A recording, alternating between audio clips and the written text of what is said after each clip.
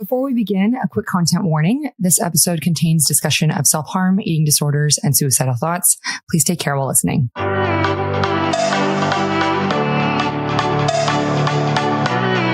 everyone, welcome to the Zesty Social Podcast of Orange Coast Magazine. I'm Chelsea Ranieri, and today's guest is a film photographer who captures the raw, unfiltered beauty of adolescence, subculture, and everyday life in Southern California. Her acclaimed book, What She Said, blends her teenage diary entries with striking portraits taking over 2 decades, and she's now featured in the 2025 California Biennial of UC Irvine, Langson, Orange County Museum of Art. Thank you so much for being here to Deanna Templeton. I have done this. I'm going to just say this. I've done this intro 3 times now. We nailed it the first time. I'm just going to keep that one in. Poor Deanna is having to re-listen to me do this. No. So thank you so much for being here. Hello. Officially.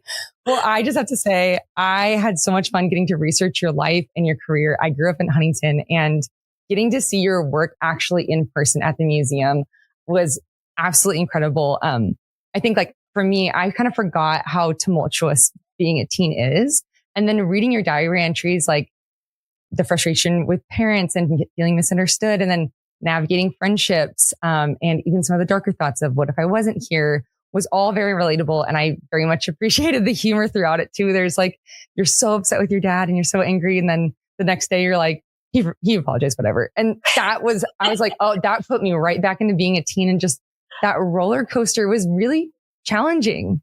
Yes. I mean, that's what, like, when I tell people about it, it was so dramatic. I was so dramatic.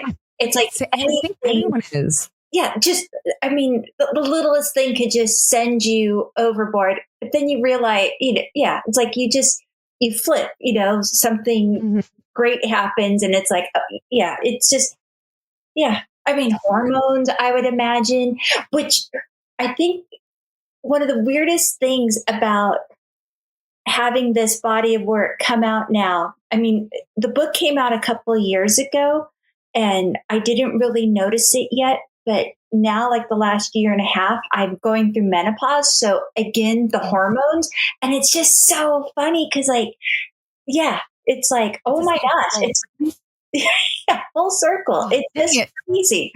I thought we were out of the woods with that. Well, I think it's, obviously it's different. My husband's grandmother said she had no symptoms, no anything, which is like, you're so lucky, and I have other women where it's been harder to navigate or whatnot. To be honest, I feel pretty blessed from what I have heard of other people's stories, but still. Yeah. No, I also appreciate you talking about menopause because I think it's really under talked about with women. So I appreciate hearing that. But that's so funny. Like, I feel like the teens, even a little bit lingers into the 20s, but I'm 33. And I feel like once you hit your 30s, it really calms down. And I just look back and I think, why did I feel that way? Why did I react that way? It was just, everything felt like so much. And now I guess for menopause, I'll probably be the same way. Yes. But hopefully for a shorter time, though. I mean, I hear some women, sometimes their symptoms last 10 years, a decade. And I'm like, oh my gosh, please, not me. But yeah, I mean, the teenage years, it was just, everything just seemed, I don't want to discredit my feelings, but it was just, everything was so intense, and you just felt everything so, it was like times 100. And looking like how you were saying, like how you were able to find humor, that's what I was kind of hoping for. Because when I first reread my journal entries, which was probably like 20, 25 years after I wrote them, I did not remember how much pain and how much I hated myself. Like it kind of caught me off guard, like, because I'm in such a better place. Like you said, the 30s, definitely for me, the 40s, like the older I've gotten, the more secure. I mean, there's still insecurities, you have doubts, but overall, I feel way more positive, about myself, which is huge. You got to like yourself first before anyone else can like you. But it was, yeah, I was really caught off guard. And then probably after the second or third time I reread my journal entries, I was able to laugh at myself. And that's what I just kind of, I needed to do. Yeah. Yeah. I don't know where my old diaries are now. I really want to find them, but my closest way I can find those old things are Facebook posts, and they're just awful. I look back and I'm like, why did I think that was funny? So there's humor in that, but it's also embarrassing.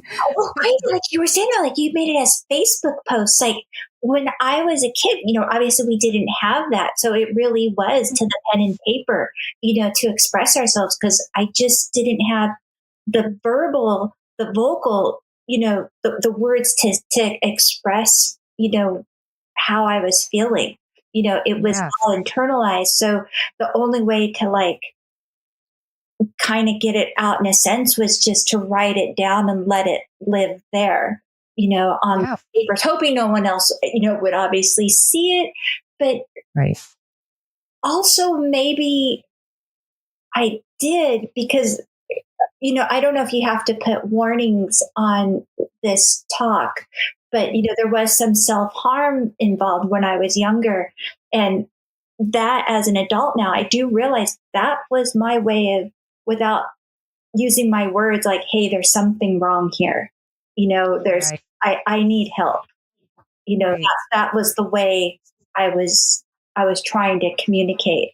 And unfortunately, I think my parents growing up in the 50s, which I don't blame them. I have no, we were all trying to navigate this new thing.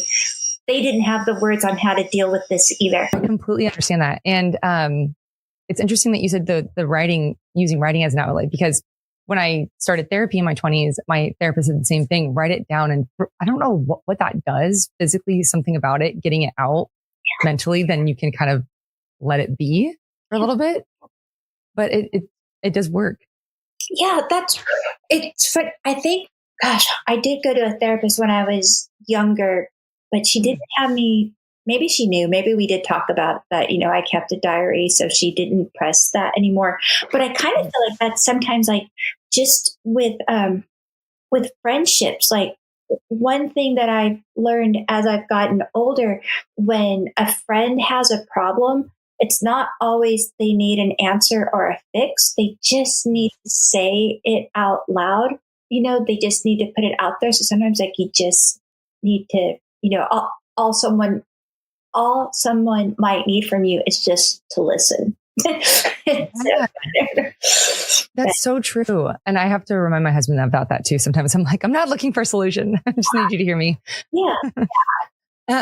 Well, you mentioned in another article that your mom gave you a camera as a kind of welcome home gift. And I thought this was really interesting. So can you talk a bit about that day? Yes, I can. Not preaching for other people to do this. When I was a younger teenager, I had a best friend who had a not ideal home life, or at least, so she thought, and she really wanted to run away. And I didn't want her to run away by herself. So I didn't run away because of what was going on in my life. I ran away just because I thought like, oh my gosh, she told me, it's like, you can't do this alone.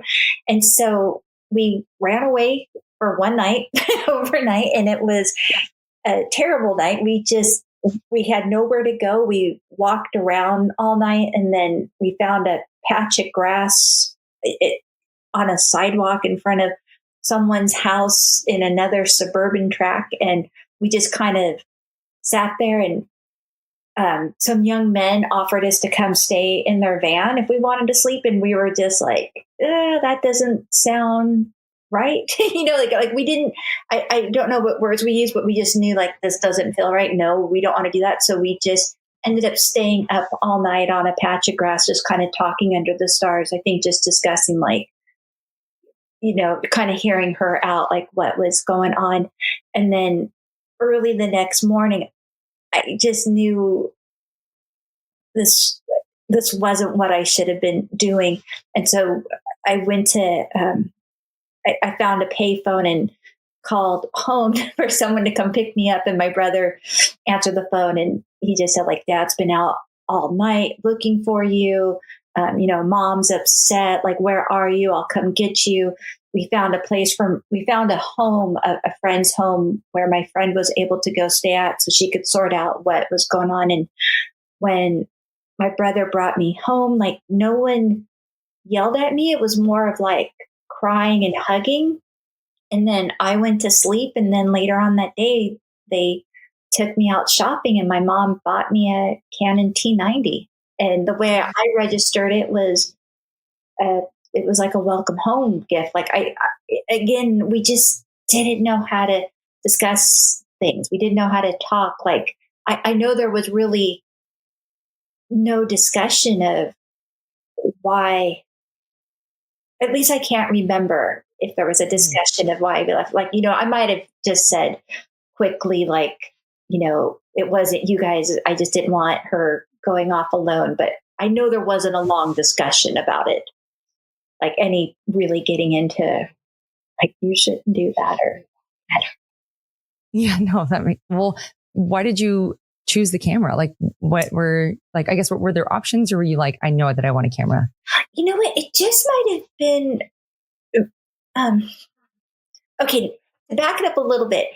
I had another girlfriend who was a photographer who would go out, and we would go to concerts, and she would document concerts that we would go to. And then in high school, like, I don't even know if they offer darkroom classes anymore, but at Ocean View High School, we had a darkroom class, or a photography class, that offered darkroom labs.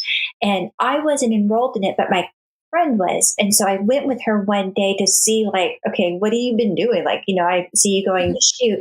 And when I saw her film come to life as an image in the darkroom, I just thought, like, wow, like, I want to do this. I want to partake in this. I want to make images. I want to shoot the bands as well.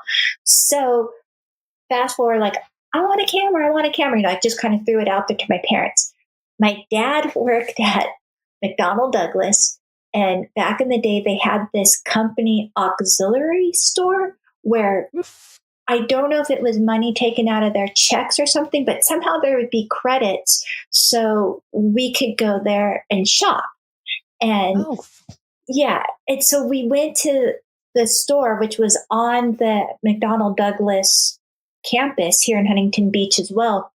And I think they only had a few options of cameras to choose from. So it wasn't necessarily like I heard about the Canon AT90. It was just, this was one of the cameras that they had. And so my mom also kind of had like if it's the best, if it costs the most, it must be the best. So that might have been why they also chose, like, this is the one for her. But again, it was way too much camera for a teenager. I barely used it. It got stolen out of my luggage not too much longer. It was, yeah. Oh, yeah, I was so. I went to go visit. I'm half Mexican and Puerto Rican and German, French, and Italian, but I went to visit family in Guadalajara, and I didn't realize when I flew back, I packed my camera in my checked-in luggage. So when I arrived at LAX, it wasn't there. So someone went through your bag Jeez. Yeah, which I think used to happen a lot back in the day. Like now, we all have locks on our luggage and stuff, but yeah. Oh, yeah. You're talking like, I'm 56, so this was 40. Yeah, about 40 years ago. So, yeah. Oh, it's awful. What a horrible feeling. That's so funny, though. You mentioned that darkroom. I took a photo class at Huntington Beach High School. Okay. That's where I met my husband. But oh my God. It's it's challenging. I could not roll the film for the life of me. And I was like, it's pitch black in here. How are you supposed to see anything? Yeah. And then developing it's a challenge. But I loved it when it came out well, but it's hard. Well, that's funny. When I ended up taking photo class, the first roll of film I needed to develop a couple weeks beforehand, I shot a friend of mine who unfortunately passed away. And I didn't have the lid on tight enough I destroyed, I fogged the film. And after that, we take our film to get developed at a lab. We do have a dark room here at our house. So we do print our own photos for black and white, but we don't develop our own film. Like, I don't trust myself. Oh, that's so awful that you lost those photos. Okay, but I read that music also played a big role in your life, and that you used to go take the money that your parents gave to you for dinner to go to concerts, which is very cool. What role did it play in your life? Well, it helped me to connect to people.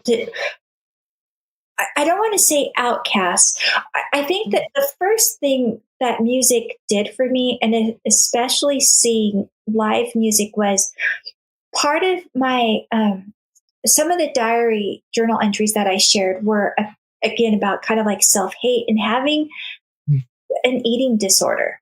I had the outlook that women were supposed to be tall, thin, perfect, look like models. That's what I wanted. That's what I was trying to achieve. That's what I wanted it to be. Like, I don't know if you read how I had like a little wall dedicated to supermodels when I was a teenager. Like, I'd rip out their images, made like a little shrine, and that was like kind of like my vision board. Like, that's what I wanted to be. And I think once I hit like 14, 15 and noticed, I wasn't getting any taller. Zits were forming. I thought my weight wasn't good enough from what I was seeing, in advertisements and in these magazines. I started getting really hard on myself. But then music, once I found music, and especially different female singers or female bands, and I thought, like, okay, these aren't the, like the typical, what's been, shown to me like through Vogue and whatnot, like what the ideal beauty is. I found beauty in these other women. Like, I thought, like, well, these girls look cool too, like it just opened my eyes up to just different ideas, different thoughts of what beauty is, what maybe your thoughts are like, because some of the music, obviously, I was able to relate to because of, the personal struggles I was having. And it was like, again, sharing music or blasting music from my room was able to put that, because I couldn't verbalize what I was going through. Like, hopefully they'll hear it through the music, But it really, I think the most positive thing was like seeing Annabella from Bow Wow Wow or Susie Sue from the Banshees or Bananarama. It was just like, I thought those girls looked cool too. And that was a lot more achievable to me than, unfortunately, what the I just not going to be a supermodel at 5'2". That's so beautiful. And that's funny that you mentioned that, because I did that same thing. And I growing up in the 2000s, I feel like every generation has that beauty ideal told to them in a different way. Like, the Victoria's Secret fashion show was like huge growing up. And just, I had those models on my mirror and stuff like that. Like, the mirror's so mean. I'm like, why did I do that to myself? But it's crazy how everyone idealizes that. But that's so amazing that you were able to find beauty in other role models too. Yeah. Thank goodness. I mean, it really meant a lot. And then it also helped a little bit later in my mid to late 20s. My first trip to New York for an art show for my husband, we had a friend who did the, I think the invites for an Anasu show. And I was scared because it was like, whoa, I'm actually going to see supermodels in the flesh and blood. But it was such a pleasant surprise. It's like, yes, of course they were still beautiful, but they had flaws too. Like, I saw a girl, like with, this hanging and, a little flapping. And it was like, they're not perfect. Like, you see them in person, they're not perfect. They're beautiful, but they're not perfect. It's just, every girl needs to see that. Agree. Yeah, I've seen Instagram accounts where they show the actual like skin texture of people on the red carpet, and you're like, oh, they look just like everybody else. Yes, and it's nice. I mean, I've known some actresses have, made it a point to show before and afters, which I really appreciate. It's like, Yeah, I appreciate that too. Well, you mentioned your husband, Ed, who we've also had on this podcast, but he gave you a Canon A1. So how did that moment shift things for you artistically? kind of more like, well, okay, before he gave me a Canon A1, on my 21st birthday, my parents got me, like after they bought me the big camera and I lost it, then I kind of like moved away from photography because I met a boy and, life just was consumed by other things. And then on my 21st birthday, they bought me a point and shoot. And I was using that a lot for, shooting photos. And Ed thought I had a good eye, and he's like, you know what, you should kind of step it up a notch. Like, let's get you, not that there's anything wrong with point and shoots, but, something a little bit like really learn how to work a camera. Like, let's do, let's try this. And I think it was just his confidence and him saying that he saw something in what I was getting. Just, again, I was younger, so I still needed some validation. I think that's what, giving me the Canon A1 was kind of like validation, like you can do this, like you are a photographer, like let's, keep exploring this. So just kind of opened the doors and giving me some confidence in what I was doing. Yeah. And so a point and shoot, I'm assuming is just like simple, like you just take a picture. Yeah. Yeah. Okay. Yeah, still film, but it might have been a Yashica something, but yeah, a film camera, but just you don't have to focus, you don't have to set up anything. It's just point and shoot. Yeah, yes, that's right. But you got to frame it. I mean, if you care, and I think that's what it was. Like some people, you could just willy nilly, point and shoot and still get blurry photos. But if you're looking through and you're trying to frame the image, and I think that's what he saw. Like you're framing, you have an eye for what you're seeing and what you want to document. Let's take it up a notch to, a different camera. Yeah. And then you also have photographed people in Russia, Europe, and Australia, in addition to the US. So how have those experiences influenced your understanding of youth culture and the way you approach photographing it? Well, it's a little bit harder because of the language barrier. And I shoot a lot in Japan as well, which it's just a little bit harder. But I do feel like, yeah. Okay, for Russia, for instance, I think when we went there in 2007, I don't know if many Americans have come over at that point, or maybe American skaters, because I was on a skateboard trip. But I felt like the kids there really appreciated being photographed, or wanted to participate. Like there really wasn't any hesitance or whatnot. I think it was exciting. And but for the rest of Europe, I don't know, maybe kids just, again, maybe they're just feeling over being seen, at least when I shoot their photos that I don't know. I know Interesting. one thing that I've noticed with the What She Said project was how you said you related. I do feel like the youth, we're all kind of the same. I mean, even if there's restrictions in other countries of what you can and can't do or say or whatnot, I feel like it is very universal. I think of just being a teenager, because one thing I thought was I was thinking like this project relates mostly to women when I first started it. But the second time I showed just a small body of work in Paris at Perry Photo is I had more men come up to me saying that even though it wasn't their story, it was they still had their struggles and were able to relate. Like I had teachers, male teachers, I had just regular men photographers. And I kind of feel like, again, with the youth and even with my travel, that I think our slight differences, but I think, as trying to find our own voices and, test the boundaries of what we can and can't do is kind of universal. And yeah. Yeah. I love that too. I like that, to know that you're not alone, but you feel so isolated when you're going through it. Yeah. Well, which is what I've heard feedback. Like the feedback from the book and the show has been overwhelmingly, like, so many people I have talked to have felt that way, either didn't keep their diaries or, like you said, want to go back now and reflect to see, like, what did they actually wrote. But it's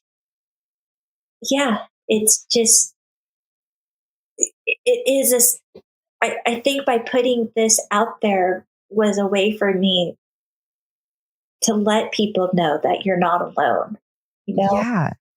Have you had teenage girls come up to you and say like this, like, do they recognize that it's not so isolating? The first show I did here in LA about 10 years ago, I can't remember the date. It was way before the book came out. When I first did the show, I had women from 15 to 77 at the show come up saying that they're going through it now. They went through it. Nothing's changed, which was kind of sad to hear from the older women.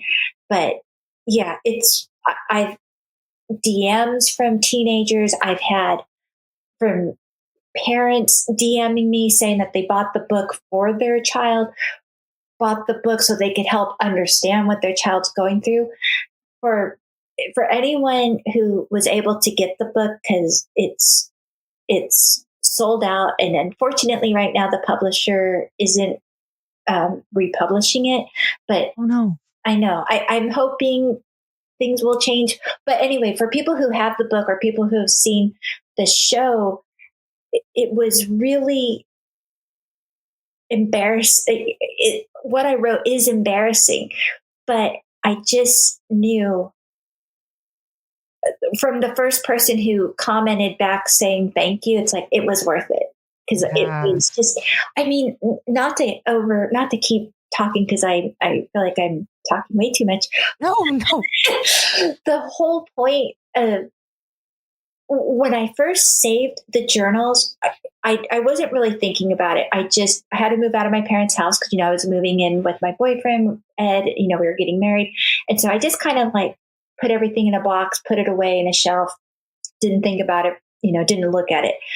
20 something years later, I found it, sat down with it, was reading through it. Like I said, it caught me off guard. I did not remember how hard I was on myself. I cried the first time rereading it. Then, like I said, 2-3 times later, I was able to laugh at myself. And I thought for a moment that if we were going to have kids, that if they went through something like I did, that I could share with them. I've been there. You'll get through this. Like, what you're feeling is yours, but I do get it. I do understand. Not to get into a sad story. We're okay with this. I can't have children.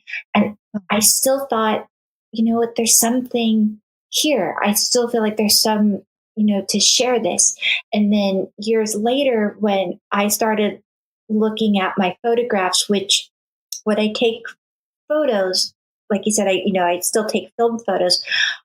When I get my proof sheets back, which is like a sheet of what I shot on the roll, I scan them into my computer, and then I have little folders that have different titles of like women, Orange County, males, dogs, words, whatever. Just, I kind of separate these little images and put them in different folders.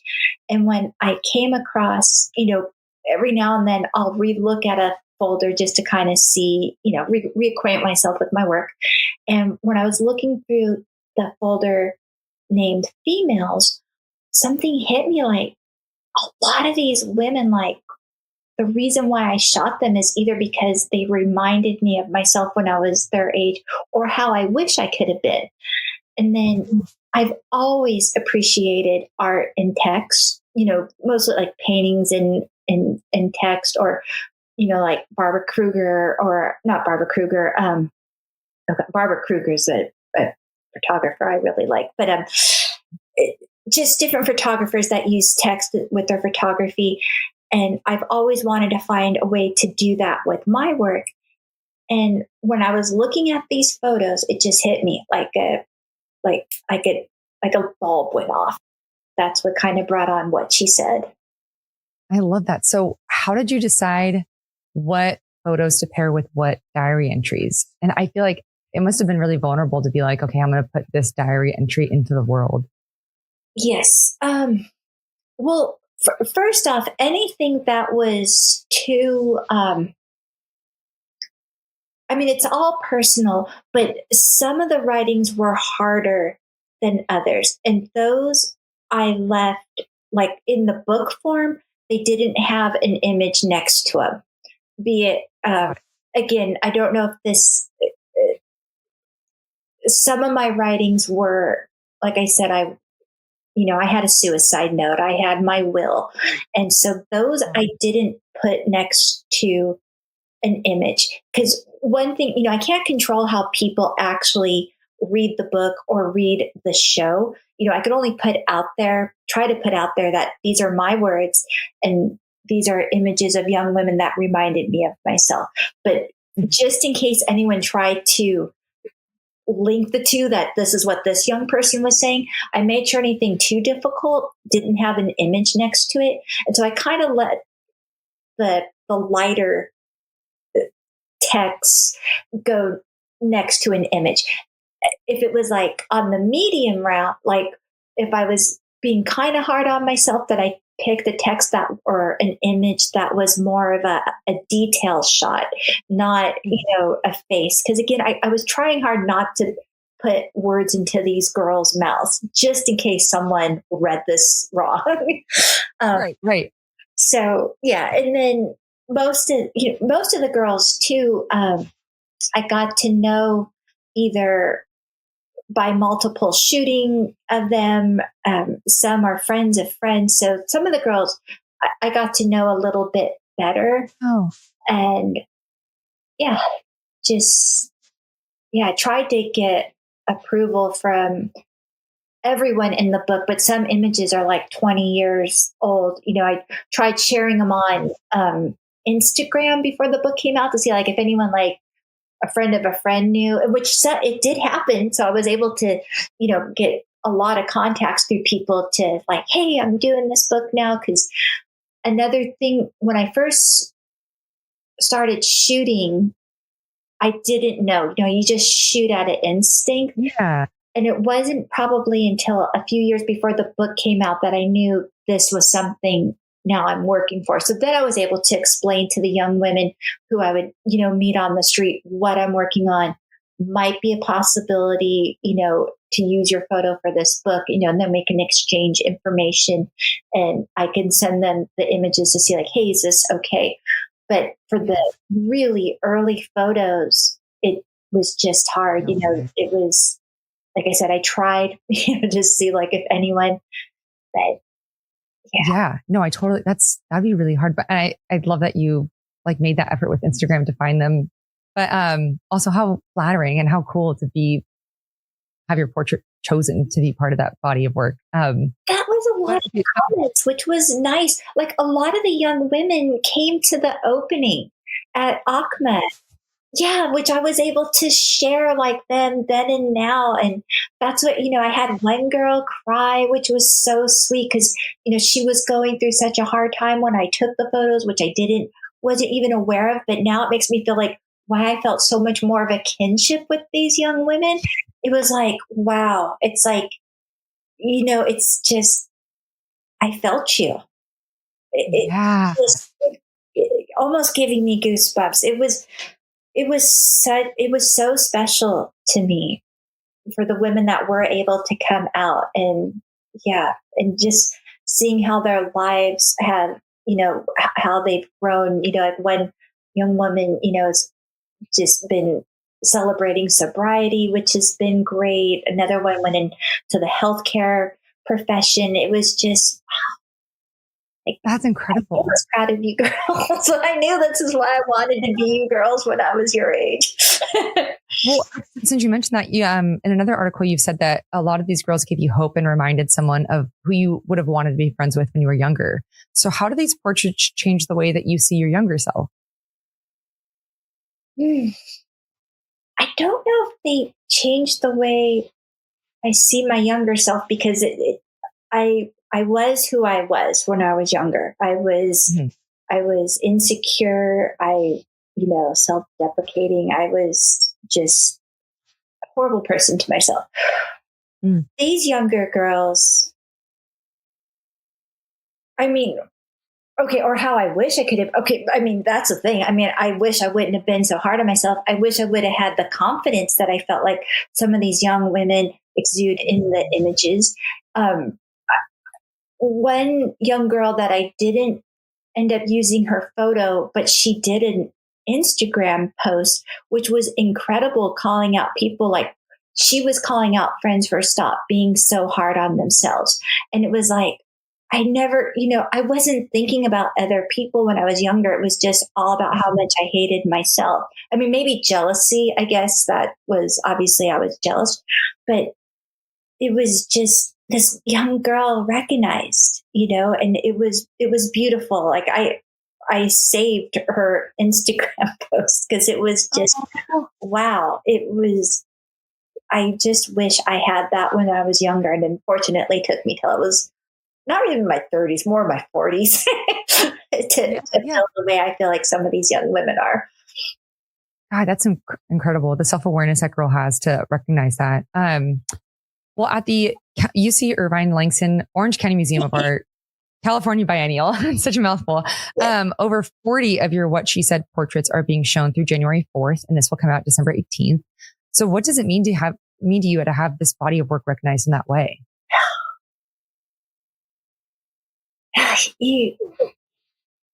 Going from someone who also, I was and still am slightly shy. I work better one-on-one or small groups, but to have your work recognized and appreciated, and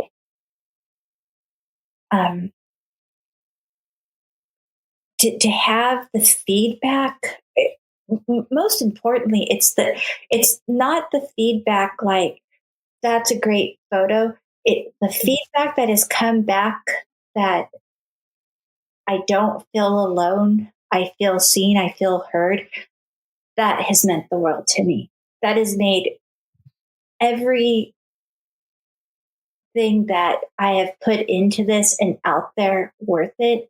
Every little cringe thing that I shared, it's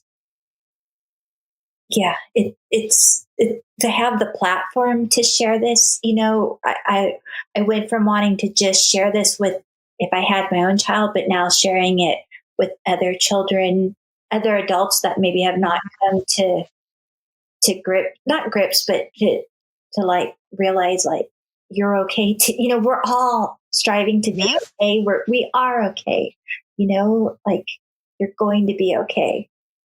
Yeah. And I think it's important too to like look back at how far you've come, because I think it's so easy to just get caught up in where you are now and thinking about like what you want next, but to see like as a teenager, this is all that you would have wanted for yourself then. And then now you're there. I don't know.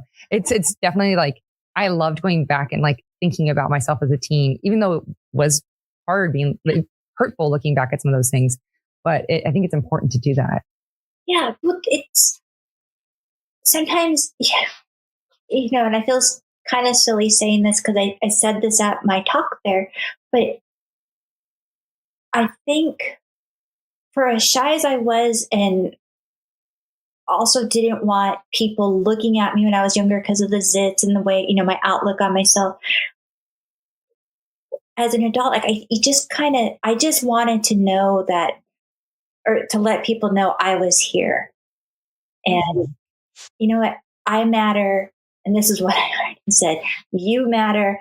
anyone who's watching or listening to this, we matter, Yeah.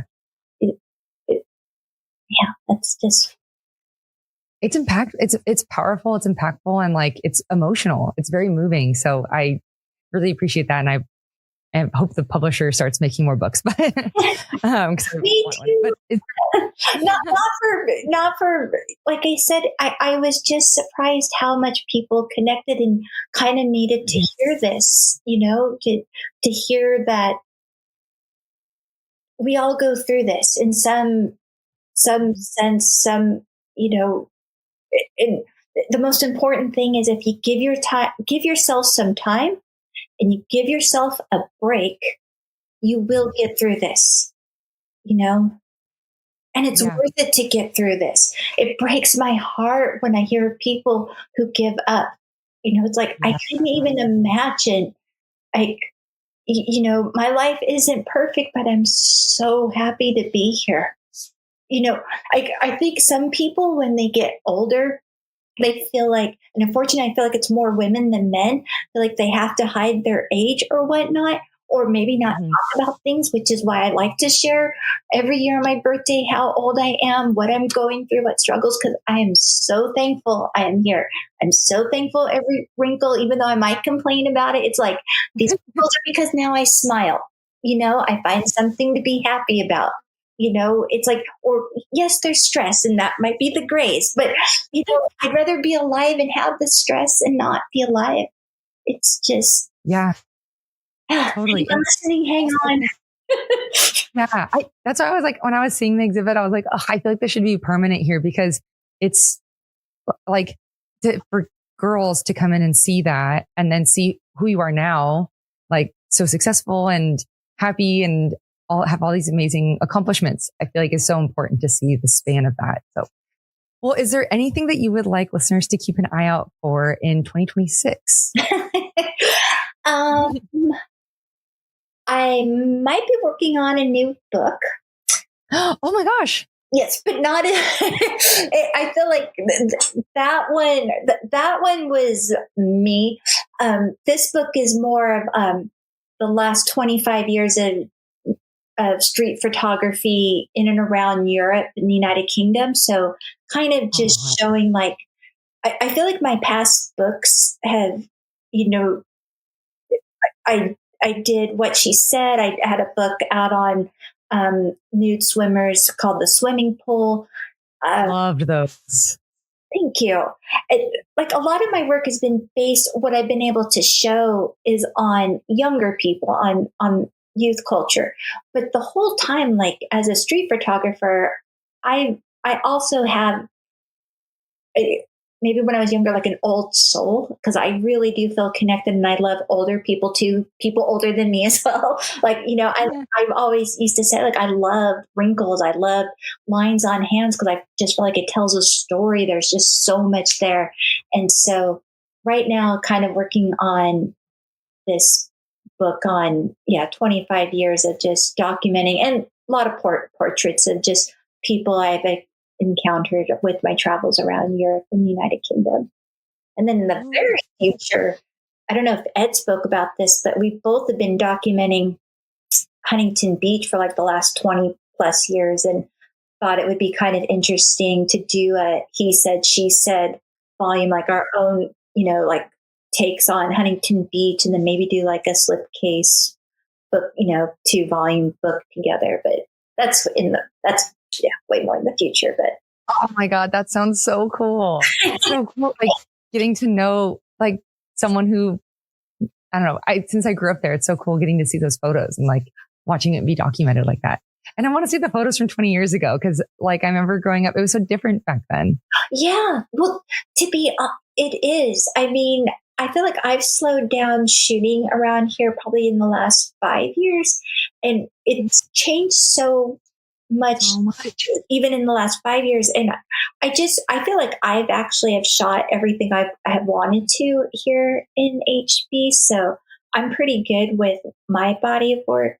It's just downtown, it's just changed, from so much the surf scene to the punk scene to, unfortunately the unhoused scene. And now I feel like it just might be more, because we have a beautiful coastline, it might just be more tourists, which is fine. I'm happy with, it just changes. And I just feel like, I think I'm done shooting here. So now I'm just waiting to present. Yeah.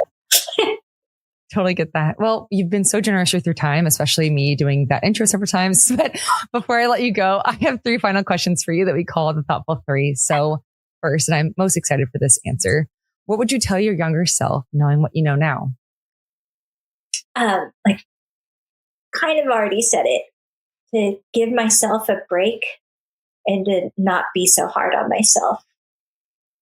And honestly, it's not something to say. I'd give myself a hug, a really tight hug.